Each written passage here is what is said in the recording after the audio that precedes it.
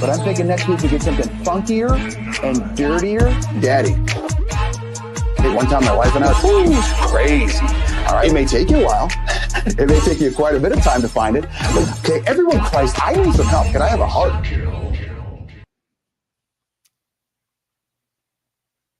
Focus up. I'm talking to you, Chris Bentley. Chris Bentley is a person that we interviewed on the Rubio method. I want to say the first 15 episodes. It's been about two and a half years. He was basically like a Wolf of Wall Street type guy, and he just made it out of prison today. And he's at the halfway house. So shout out to him. He did a great job. I was actually in communication with him pretty much every single day. He was in there asking a lot of wild questions. But congratulations to him. He just did what a lot of people couldn't have done. And just very, very impressive. Like I said, he did their episode. Jenna will look forward, just type in Rubio method, Chris Bentley. I want to say it was episode like 10 to 15, right around there. But he married, has kids, and he's still surviving, and they're doing well, and God love him. And now he's at an actual halfway house, which I thought it was just like a house, like a frat, like you'd see at a college, but it's like a big time, almost like a big high school or college. But he has free roam and all that good stuff. And so he's out working to replace his debt, and shout out to him. Welcome to episode 102. My name is Chris Rubio, host of the Rubio Method. I want to shout out to everyone that's watching on YouTube, Facebook, LinkedIn, X. We'll have it on TikTok and Instagram and all that good stuff coming up in the future. This could be a fun episode. Could be a quick episode. Could be a long episode. Who knows? A lot of it's riding on Jenna's Canadian shoulders. She's taking control of the episode a little bit. So we'll see how it goes. For everything happens for a reason, I'm going to talk about things that quote unquote big people have invented. By big, I mean heavy. By heavy, I mean obese. By obese, I basically mean fat. So don't worry about that. There are winners and losers in life. We're going to talk about a little place called Alligator Alcatraz, or Alcatraz, Alligator, whatever. It doesn't matter whether it's good, whether it's bad, or whether it's just funny or mean. I don't know. Accept and embrace. Jenna sent me something just to try to piss me off and basically said, hey, can we put it in the show? And I said, let it rain, honey. So it's going to be in the show. Jenna says that episode was December 17th, 2022. So Jesus, almost 3 years ago. So December 17th, 2022. And you can just type in the Rubio method and Chris Bentley. For working hard is not enough. There's a fine line, but come on, man. We're going to talk about a former NFL quarterback who's trying to do good, but he's getting punished for it. And I'm not sure which way I lean on this, because I can understand the fine line of it, but this one seems kind of iffy on it. And for confidence is the key. This is the Jenna section again, where we're just going to have fire questions. She's going to just fire email questions at me or social media questions, and we're just going to go from there. All right, so let's start it up. Everything happens for a reason. So as you guys know, I run football camps and all that stuff. And one of the things you do with a football is you pump the balls up. And someone gave me one of these a while back, and it's just an electrical pump. Everyone knows you get a football, it's deflated, you pump it, it inflates to X amount. So this thing, I don't know how I got it, but it shows the numbers, and you could do a football, basketball, volleyball, whatever, and it goes really loud and it's very fast. And I was using it for a couple camps this past weekend, and I thought to myself, you know what? There's 100% chance a fat person invented this. Because a fat person, and I'm throwing myself in this, anyone over 200 pounds, I normally just say, okay, you're fat. And I'm not using it as a derogatory term, just using it as bigger. So hold your emails. Because that is obviously one of the laziest thing possible. Jenna says, wasn't there an NFL team that deflated footballs to cheat? Not an NFL team, Jenna, Tom Brady. So as handsome as he was, I'm assuming he has smaller type hands because yeah, there was a deflate gate is what they called it, where he wanted the ball a little bit more deflated so he could get his hands around it and be a little bit easier to throw, a little bit easier to catch. He is the GOAT, but he's also the GOAT of manipulating the football, so to speak. So, one, you guys can feel free to comment. Number one, automatic ball pumps. What I just showed you, obviously, a big person invented that because they're just too lazy and they didn't want to sweat while pumping up a football. And don't get me wrong, it's incredibly handy. I think it's phenomenal. Another thing that fat people invented, air conditioning. There's no doubt in my mind that a big person invented that because anyone that's ever been around a big person, they're always running hot. I'm always running hot. My house is set at about 68, 69 degrees at all times. Yesterday, our AC wasn't working properly. The queen called someone to come fix it. And now it's getting back. It was up to like 78 and I was about to black out. It was so hot in here. Then I found out someone I know keeps their house at 76. What kind of sick, twisted person is that? Even the redheads that I know keep it colder than that. And they're basically the spawn of Satan. I don't understand how you could keep your house at 76. You're basically just sweating in your house because even if let's say you put it to 68, 69, which I have it, you can get warm by putting on a jacket and or sweatshirt and or blanket. If you put it at 76, there's only so many clothes Big Daddy can take off. So that is just disgusting. If you even keep it in the 70s, you piss me off. It should be at the most 69, 68 degrees, at the absolute most. If I wasn't married, my house would probably be 64, 65. I would like to wear a jacket in the house. So automatic ball pumps. Jenna, speaking of that, what do you guys set yours at? Because you guys do Celsius, right? So what does that equate to? Isn't it like 60 degrees difference? So what would be that? You would set it at 20? No, 0? If I wanted it at 69 degrees, I don't know what that is in Celsius. I don't do math, but let me know about that. So automatic ball pumps, air conditioning. Another one, Jenna says 76 is 24 Celsius. That's way too hot. I'd go down to 20 Celsius or 19 or 18. I'd be in the teens at all times. Top Golf.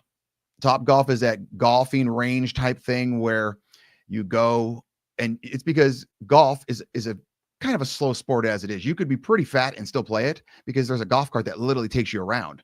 And so you're at max, you're walking maybe 20 yards. If you're really efficient and you play cart golf, that means where you drive on the cart path the entire time and you never go off the cart path. You might have to drive 40 yards unless you're absolutely terrible and you're just hitting it all over the damn place. But golf is, you could be pretty obese and play that. But you can imagine someone said, you know what? I want absolutely no walking. I like music. I like food. I like visual entertainment. And I like drinks. Let's do it. And so they built these, 3 or 4 tier golf driving ranges, and it hits all the birds with one stone. So you can be extremely obese, get fed, get boozed up if you want, listen to some music, and still hit some balls. Top Golf, guaranteed invented by a fat person. Now, by the way, I had to explain to Jenna, this is just my list. This is not a verified list. I have no idea if any of these actually were designed by bigger people. In my mind, I say they all are. The next one, Velcro. And I don't understand how Velcro hasn't taken off. Like it was huge in the 80s with the shoes. And I think a lot of older people's shoes still have the Velcro, but the Velcro's been kind of wiped away lately with the whole slip-on technology, which I really want to embrace. But I feel like once you start embracing the slip-on technology of shoes, you're admitting that you're old or out of shape. Okay. So I don't know if I can go down that role yet. I don't know. What the hell? Jenna says Switzerland, Mr. Restral. I can't understand that. A Swiss engineer realized that the tiny hooks of the cockleburs was stuck on his pants and his dog's fur and wondered how they attach themselves. What the hell does that have to do with anything, Jenna? What is that? Good Lord. I don't even understand what you're talking about, if that's even English. Oh, that's how created Velcro. Oh, well, you could have led with that. Jesus. Okay. Oh, so let me read that again. Now that we're talking about Velcro, this dude, I can't pronounce his name. A Swiss engineer realized that the tiny hooks of the cockleburs, I don't know what the hell that means, were stuck on his pants and in his dog's fur and wondered how they attach themselves. Oh, so he looked at this. I'm assuming a cocklebur is like a weed or something or grass. And he said, oh, that would be cool for a quick grab, maybe shoelaces. But how is Velcro not taken off? I feel like I just don't understand. It should be bigger. Another thing, fridges, refrigerators. I feel like that's a no-brainer. They wanted cold food. They wanted a lot of food. They wanted food to store around more. Refrigerators, not a big deal. 100%. Ziploc bags has to be a big person invented that. They're eating a lot. They want to take some home wherever they're going. Hey, can I just put it in my hand? No, that's kind of disgusting. Hey, do you have kind of a bag that I can zip up and lock? Boom, Ziploc bags. Big person invented that. Guarantee it. This one's an obvious one to me. Right when this came out, and I think it was late 90s. I don't know, Jenna, you might have to fact check me on this one. The McGriddle.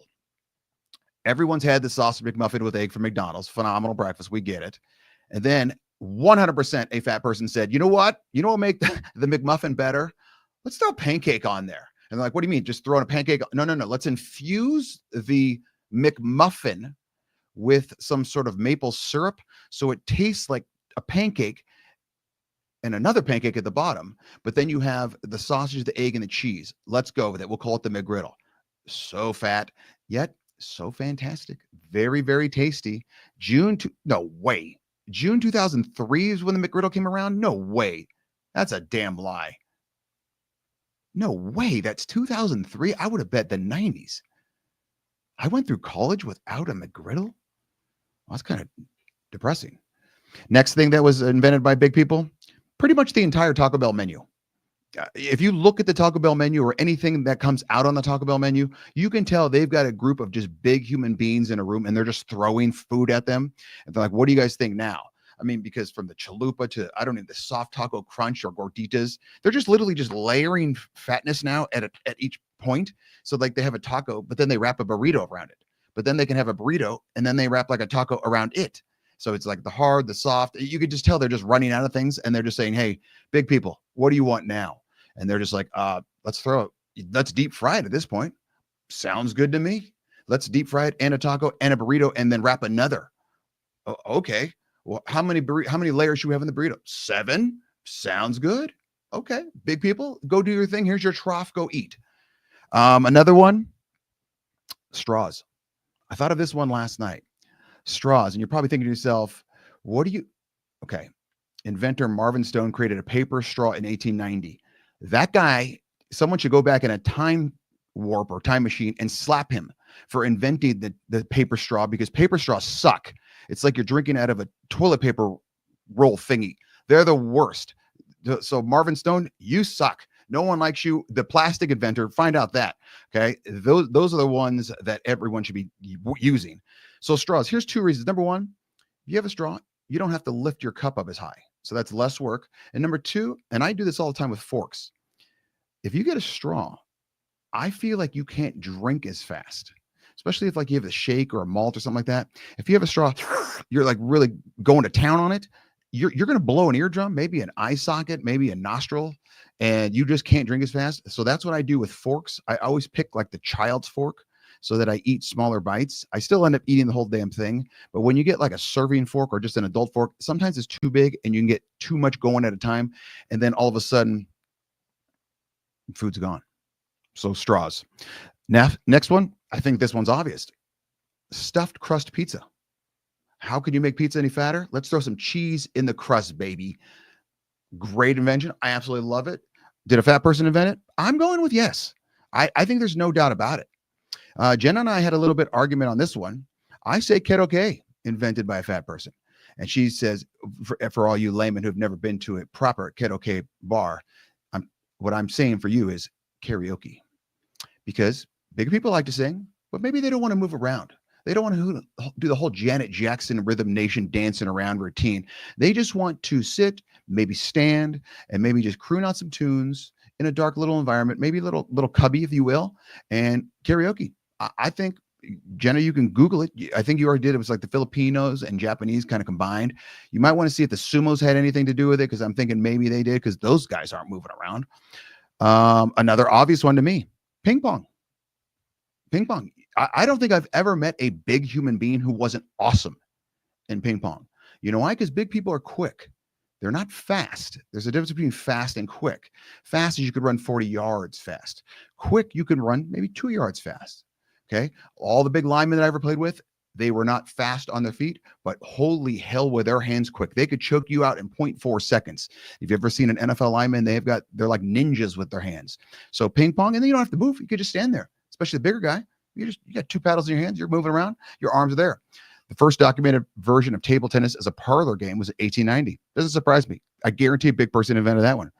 The next one that's obvious, pickleball. Big people don't want to play tennis, but they don't want to play ping pong. They want to branch out a little bit. So what game is big enough where it's not ping pong, but small enough where it's not tennis and you can get kind of move around? Pickleball. Very fun sport. Joel Maurer, shout out to you. I think pickleball was one. I've got two more. Jenna, you can add some if you want, or if anyone has comments. Nachos on a cookie sheet. Now, I just saw this one just a couple years back. I don't know if it's gone all the way up to Canada yet, Jenna, but you know how you make nachos on a plate and you put them in a pyramid. So at that point, it's almost impossible to get good cheese, bean, ground beef, jalapeno ratio, where every chip gets some sort of cheese on it, especially if you're doing like the shredded cheese. If you're doing like the Carnival circus cheese, you can get that crap everywhere. You can just get a gun and shoot it in there. Jenna says she's been doing cookie sheet nachos since 2003. That's a flat out lie, unless you pull out a picture, because I saw it 5 years ago. There's no way that the Canadians did that before the Americans, because that's a very American move, just to be as big as possible. So for those that do not know what Jenna's lying about right now, you just get a cookie sheet and you sprinkle the chips all over it, and that way it's just one layer. And I guess you could do two layers, but just one layer, but each chip has the right amount of cheese / sour cream / meat / beef / chicken / jalapenos / onions. Okay. And that's perfect. And Jenna's lying about 2003. Until you provide a picture, Jenna, you're 100% lying. And this was another one, double stuffed Oreos. 34, my buddy that lives across the street, he's an Oreo connoisseur. So every year for his birthday, I buy him several packs of Oreos. And they have multitudes of varieties, I guess the word is. You should just have your normal ones, and then they came out with double stuffed. So you knew that they talked to a big person. What you love Oreos, dude? You're 400 pounds. How would you like them more? It's like double up the cream filling, dude. Fantastic. So now they have double stuff. They have, I think, mini stuff where it's just a stupid little layer. Like, I don't even know why you'd bother. Then they have mega stuff, where it's like basically enough cream filling that's like the size of a marshmallow, which is fantastic. And then they have all these other flavors. They have like mint. I think they have peanut butter, double chocolate, gluten-free. They've got like vanilla. So they're out there, but double stuffed and obviously mega stuffed was 100%. 1975 was double stuff invented? No way. There's no way that in 1975 double stuff was invented, unless my mom was super cheap, because number one, we never had Oreos. Probably a good thing considering I was 350. But number two, I don't remember seeing double stuff until I was out of college. There's no way. Jenna says dark chocolate is the best. That's obviously false. She says, while the original Oreo has been around since 1912, Jesus, Porcello's work focused on refining the filling and introducing variations like the double stuff Oreo in 1975. There is no way that is true. Or my mom was the cheapest person on the planet, because unlike Jenna, I'm not lying. I did not see double stuffed Oreos until 2000s. Who was that? Brandon Calkins. What did he say, Jenna? It was just about, they need double stuffed peanut butter. Wow. Now we need to get on the committee of the fat people that are inventing these, because that is a great one. Do they have like magic shell Oreos? You know, Jenna, do they have that in Canada? It's that it's like a chocolate sauce you put over ice cream, and it becomes a magic shell basically, and becomes hard and fantastic. Do they have that up in Canada? I don't know if they do, because they do. Good, thank God. You've never had it. Holy Jesus, it's absolutely phenomenal. Okay, I've spent 20 minutes on this. Jenna, let's go to commercial real quick. As Randy and Chevy always say, in case you guys have to go pee. The Canadians have to pee a lot because they're doing a lot of commercial breaks where they always have to pee. Support our sponsors. And don't forget, Randy and Chevy are on tonight at 9:30 p.m. Jenna, let's take us to commercial. Then we're going to talk about winners and losers in life. You have been watching The Rubio Method.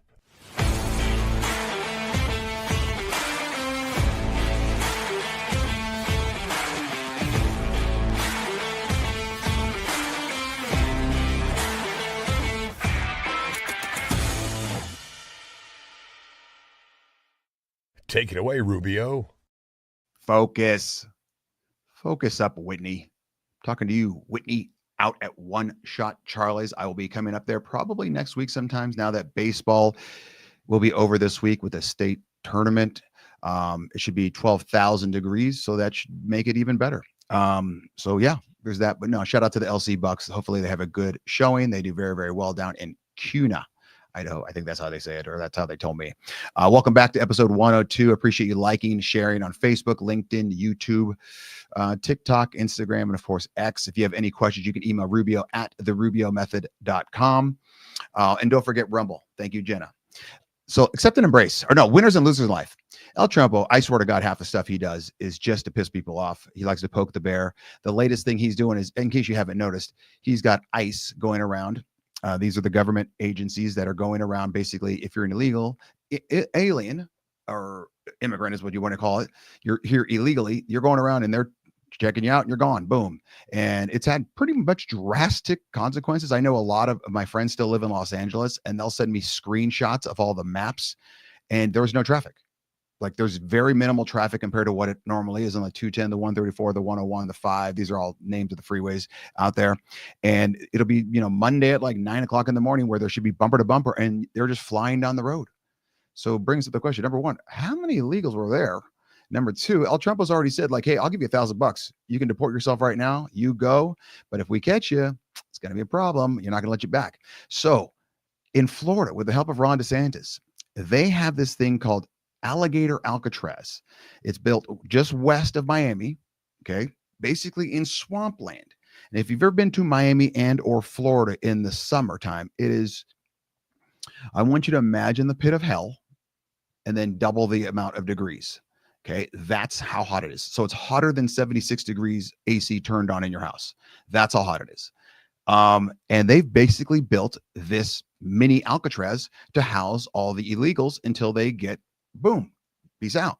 And now, of course, you've got everyone on the right saying, yay, everyone in love, boo, this is so bad, blah, blah, blah. And you can still see pictures of every presidential person or president beforehand where they had, illegals in cages, and you can pull up speeches of Democrats and Republicans saying, oh, we need to secure the border, and some do it and some don't. But the video of this is very, very interesting. And they call it Alligator Alcatraz because it's set in the middle of an alligator swamp. So even if you escape, there's only one route in. It's a runway for a plane. So you have one route in. They built this damn thing in 8 days. 8 days. And yes, it has AC and all that good stuff. But if you escape, which you're not going to escape, if you do, you got to go through swamp of snakes and alligators. You're going to die.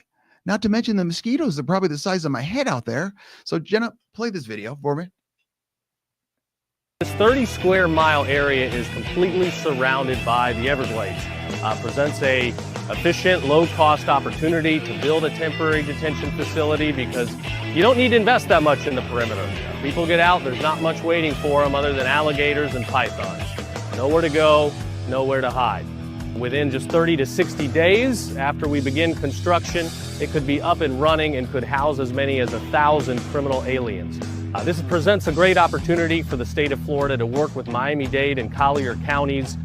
Alligator. Yeah, so that's a real thing. And I got to be honest, I'm in. 100% in. If you're going to do it, do it. I mean, it's no different than the regular Alcatraz. Swim across those waters. I think they had 1 or 2 people that maybe escaped. There was a good Clint Eastwood movie about it. But that water was so cold and filled with sharks, they said no one did. But you never know about the Clint Eastwood movie guy. But Alligator Alcatraz, thumbs up. If you're going to do it, do it. I mean, like I've said before, if you want to come here, there's ways to come here legally. It's very simple. If you've been here for, like, say, more than 5 to 10 years and you're here illegally, why haven't you fixed it? Like, if I went to Jenna's house and I just walked in right now and what's it called? I just walked in unannounced and just sat there, I would be in her home illegally. That would be not good. She should be able to kick me out. I just don't. To me, this is one of those weird ones where I wish I had hair so I could pull it out because I don't understand it. All right, Jenna, let's move on to yours. Accept and embrace. Jenna sent me a picture / article / video of I, I think it's a Paris fashion show. Now, don't get me wrong. I'm not the height of fashion. I like comfy. I mean, you guys have only seen me in yellow shirts or when it gets cold, yellow sweatshirts. It's what I wear. During football, I wear it a lot. Jenna says it's Paris Fashion Week. So I guess Paris needs a whole fashion week. I've been to Paris. I didn't like it. It smelled like pee and heaters, like Marlboro Reds, Camel non-filters, cigarettes, whatever you want to call them, lung darts. So I wasn't a big fan of it. The food was okay, but everything was small. I ordered a large coffee on whatever that damn train is, and the coffee was like the size of a shot glass. And there's no ice anywhere. They don't put ice in anything. So it goes back to like the AC issue. Like, I don't understand. Give me a large coffee. And I'm an American. I want my large coffee to be 24 ounces. That seems about right. I don't know. Jenna, do you guys do ounces in Canada? Or how do you guys order coffees? Like, what do you just say? You have to speak French? Can you, how do you guys do that? Huh. All right. So no French for me. Okay. But does your coffee come in ounces?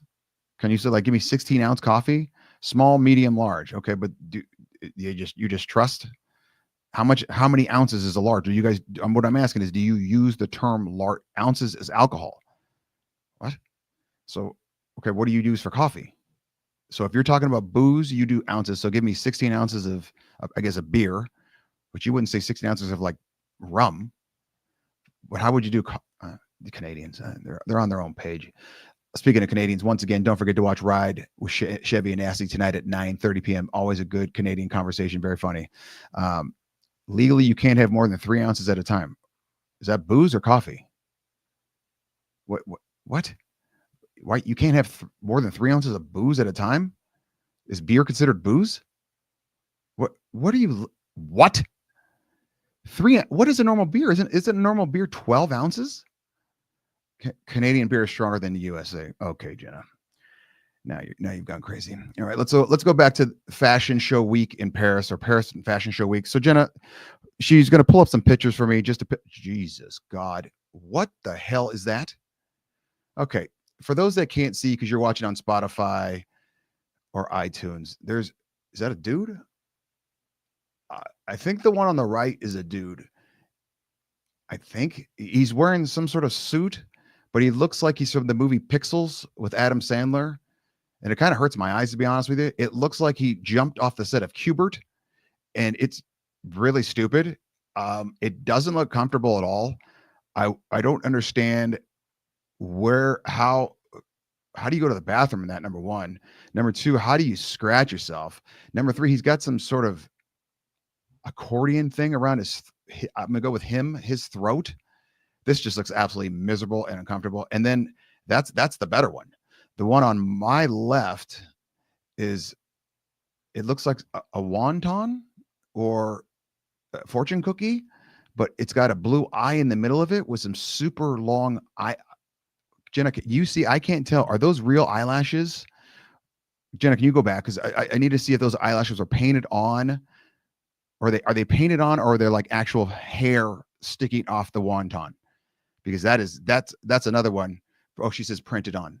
I guess that's better, but that's stupid. And how do they not show the back of it? I kind of want to see what's going on there. So to pee or take a dump, you just got to lift up, or it's got to have a zipper on the back. I'm assuming there's no armholes. That's just stupid. Okay, Jenna, you can go to number 2. Okay, yet again, let me go to the one on the right. This is clearly a girl. She's got some sort of skin tight Saturday Night Fever leotard. That's some sort of red burgundy. It looks like wine. She looks like Cartman and her head, where it's just from South Park. She's got her head completely covered with some sort of, I don't know. It almost looks like a vulva or something. And she's wearing is that a bed sheet, or is that like a tablecloth on the very bottom? Jenna says, would you say something if you saw them in public? Hell yes, I would. I'd be like, are you okay? Do you need help? Have you been kidnapped? Are you on drugs? The one on the left is, I don't even know what that is. It's a dude. I think it's got severely long arms, and they're wearing some sort of blue pants. And then they've just got, are those ribbons? Some sort of like, what are those called? Stuffed animal material ribbons, and they're like blue, purple, red, yellow, peach, and black. What the hell is that? Like, how is that fashion? What am I missing here? Jenna just said that was a horrible explanation. I feel like I did it justice. What more can I say? There's an idiot covered with 19 stuffed animal ribbons. Oh, bows. Yeah, well, yeah, that could have been better. That's on me. What's the difference between a ribbon and a bow? I feel like it's the exact same damn thing. No idea. See, I was right. Potato, potato. Go to the next one, Jenna. Oh, Jesus God. Okay, so on the right now, we've got I think it's a black chick. She's dressed up as a wedding cake or a hood ornament. I don't know, but she's got a propeller on her head, I think. Or it kind of looks like one of those things that you see on the top of like weather things where they kind of spin around to tell you which way the wind's going. Jenna says hood ornament is perfect. Yeah, it kind of looks like half a dumbbell too. And then on the left, you got some chick and she's dressed in a black dress. And then she's got a chandelier. Oh, Jenna says that's famous singer Cardi B. Okay. She's got a chandelier, but the middle part that holds the chandelier is missing. And I guess that's her head. So all you see is her head. She's quite busty and her shoulders are past her ears.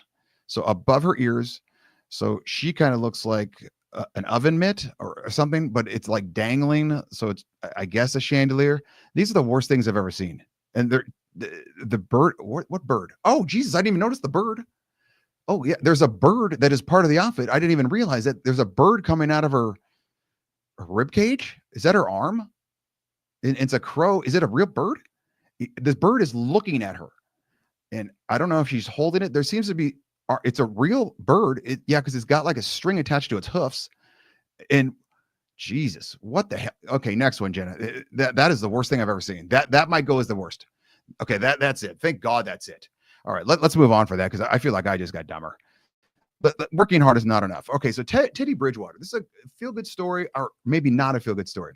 Teddy Bridgewater is a former NFL quarterback. He played for 10 years, random teams, retired in 2023. And he says, you know what? I'm going to do some good. I'm going to go back to my former high school, Miami Northwestern High School. And last year, they won the state championship. Fantastic. I guess Miami Northwestern's a very, very good athletic school, but they don't have a lot of money and they have a lot of athletes that don't have a lot of money.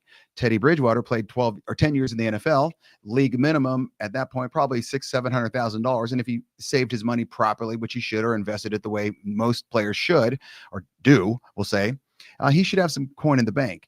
So what he decided was, hey, there's a lot of kids on this team. They don't have the advantages that some kids at other schools do, where they either come from affluent areas where they're nice schools or their parents have a lot of money, things like that. These kids don't have a lot. And to play football at the high school level, especially at a top tier high school level, you need a lot of money for training camps and team pride sets. Basically, that's like your uniform, pregame meals, recovery. That means like, saunas or ice baths or even massages or even getting to and from practice.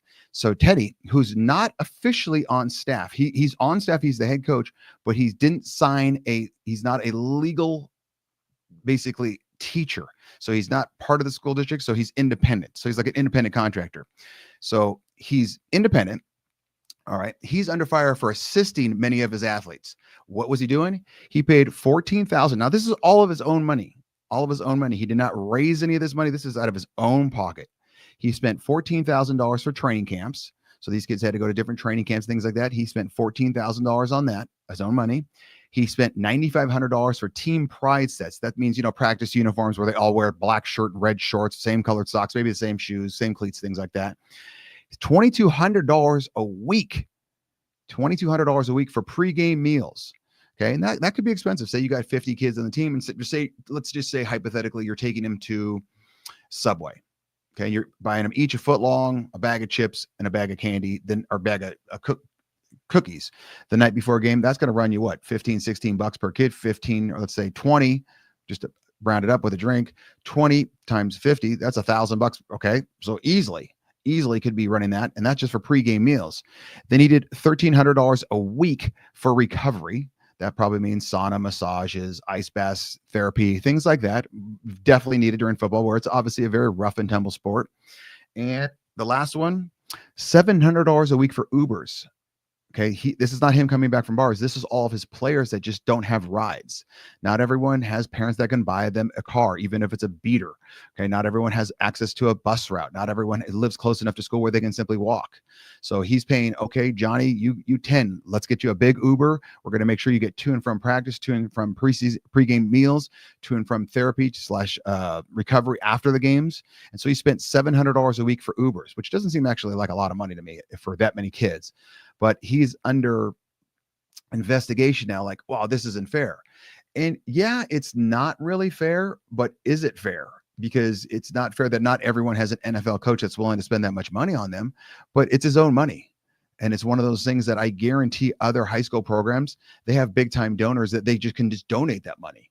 Because I know for a fact that other high schools will say, okay, John Smith of John Smith Plumbing, he's going to donate $10,000 for the school year. So every football player gets pregame meals at Subway.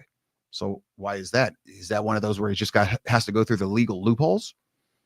I don't know. I mean, it's one of those things that I think it's a good idea. I think he's obviously a great man for doing it. Shout out to him.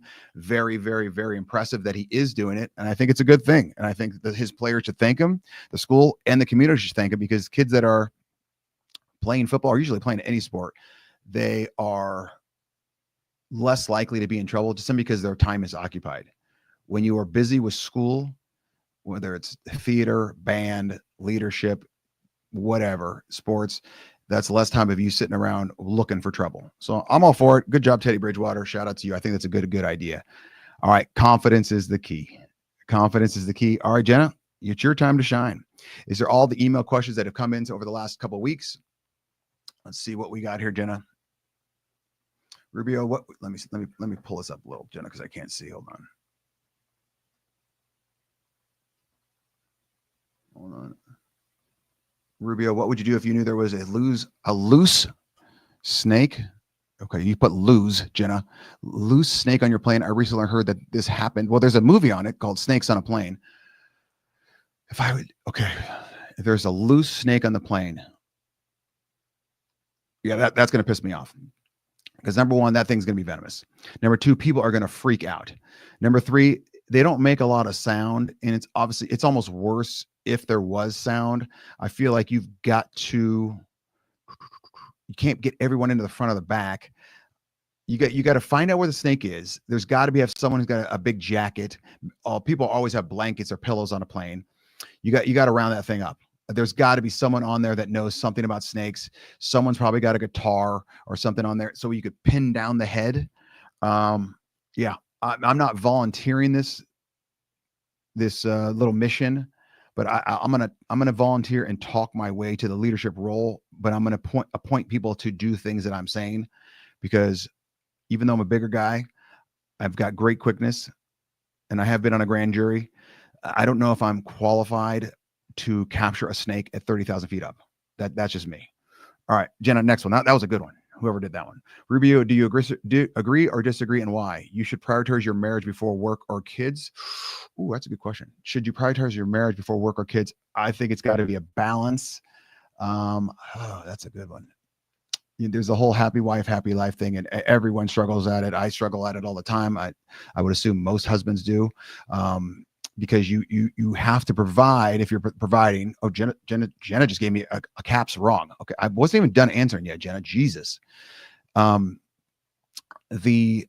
work one, if you're let's say a provider for your family, okay, that one you almost think it has to take priority if you're the provider, okay, but then you're missing out on the time with your wife and or husband and your kids.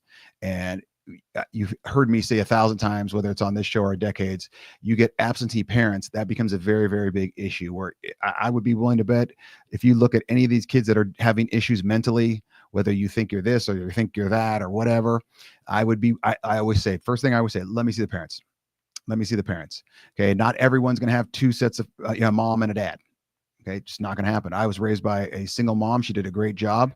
There was a lot of time where my aunts and uncles were watching me, and football coaches and things like that. But I always knew that someone would beat my ass if I got in trouble. So, and it was one of those things that I knew that it couldn't be my mom, because I was bigger and stronger than her from age 12 on. But I knew that she would either sneak up on me at night and beat the hell out of me, or she would make sure my uncle or cousins or someone would take care of me. And I had the fear of God, basically, knowing that would happen. So Jenna, I don't know. What do you guys think? I don't know. Jenna, what do you think? I'm assuming you're very opinionated on this matter. I think the family has to come first, but I think it has to be a balance between the wife or husband and the kids. You're saying that the marriage first. Jenna says the marriage first, where you have to make happy wife or happy husband, and then it trickles down to the kids, and then it trickles to the work, or is the kids and work simpatico? I don't know. This is a hard one. I have not balanced it. I will be the first to admit that. If you lose marriage, you lose job and you lose kids. Yeah. If you lose job, you could also lose your kids and your wife. If you lose the kid, you could also lose wife and a job. I mean, she takes kids and money. Well, yeah. I mean, that does happen, but that's a hard one. That's a really good question. Whoever did that one. I don't know if you did that one, Jenna, or someone else, but that's a really good one. Go ahead, Jenna. What's the next one? Jurors acquitted P. Diddy Combs on July on sex trafficking and racketeering charges. What are your thoughts on P. Diddy's trial? I think they were trying to find out more information on other people, and they did it kind of sloppily. And I don't think they got what they wanted. I think if he's having these parties and everyone knew about these type parties and the age of technology with cell phones and video cameras and security cameras, there had to be a ton of information on there. And it's just a matter of how many people did they want thrown under the bus. Jenna says it smells like OJ Simpson. Well, it smelled like something. I don't know what OJ smelled like, but it smelled like something at those houses and at those parties. I'll just say that. So what do I think? I think that the powers that be didn't get exactly what they wanted. So they kind of just said, go. And you have enough money, you're going to get good enough lawyers, you're going to get pretty much free on no matter what the consequences, unless it's just blatant. I mean, you had the OJ trial, and that one was pretty blatant on that one. Go ahead, Jenna. I don't know how many more you have left.